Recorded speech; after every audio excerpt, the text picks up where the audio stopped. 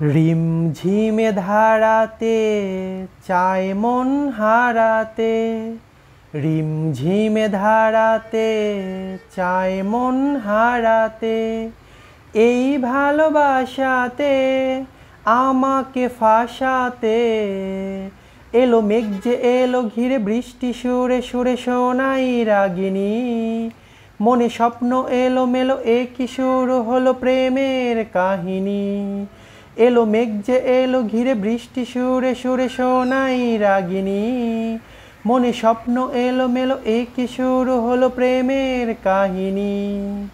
রিমঝিমে ধারাতে চায় মন হারাতে, রিমঝিমে ধারাতে চায় মন হারাতে। আগে কত বৃষ্টি যে দেখেছি শ্রাবণে, জাগেনি তো এত আশা ভালোবাসায় মনে। আগে কত বৃষ্টি যে দেখেছি শ্রাবণে, জাগেনি তো এত আশা ভালোবাসায় মনে। সে বৃষ্টি ভেজা পায় সামনে এলে হায় ফোটে কামিনী, আজ ভিজতে ভালো লাগে শূন্য মনে জাগে প্রেমের কাহিনী। সে বৃষ্টি ভেজা পায় সামনে এলে হায় ফোটে কামিনী, আজ ভিজতে ভালো লাগে শূন্য মনে জাগে প্রেমের কাহিনী।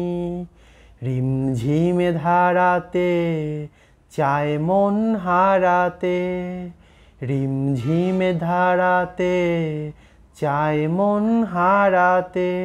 হ্যালো এভরিওয়ান, আসসালামু আলাইকুম। কেমন আছেন সবাই? আমি তো আলহামদুলিল্লাহ ভালো আছি। গানটা কেমন লাগলো তা অবশ্যই আমাকে কমেন্টে জানাবেন। যেহেতু অনেক দিন যাবৎ গান গাওয়া হয় না, আর আমার গানের গলা খুব বেশি একটা ভালো না। দেখলেন তো বাহিরে কত সুন্দর বৃষ্টি হচ্ছে। যেহেতু এখন বৃষ্টির সময়, বৃষ্টি তো হবেই।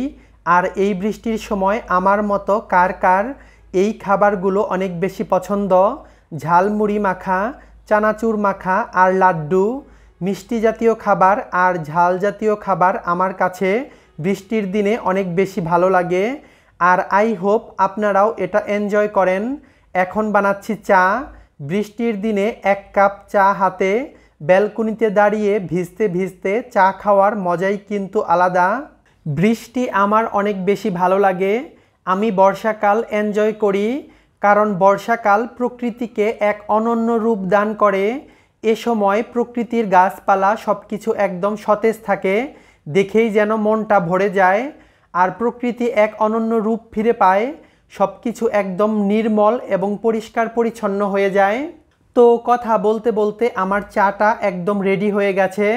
এখন আমি চা নিয়ে বারান্দায় যাচ্ছি। এখন আমি চা এনজয় করব। তো দেখতেই পাচ্ছেন ওয়েদারটা ঠিক কতটা সুন্দর। এই ছিল আমার আজকের ব্লগস। আমার ব্লগস ভালো লাগলে লাইক, কমেন্ট এবং শেয়ার করবেন বন্ধুদের সাথে।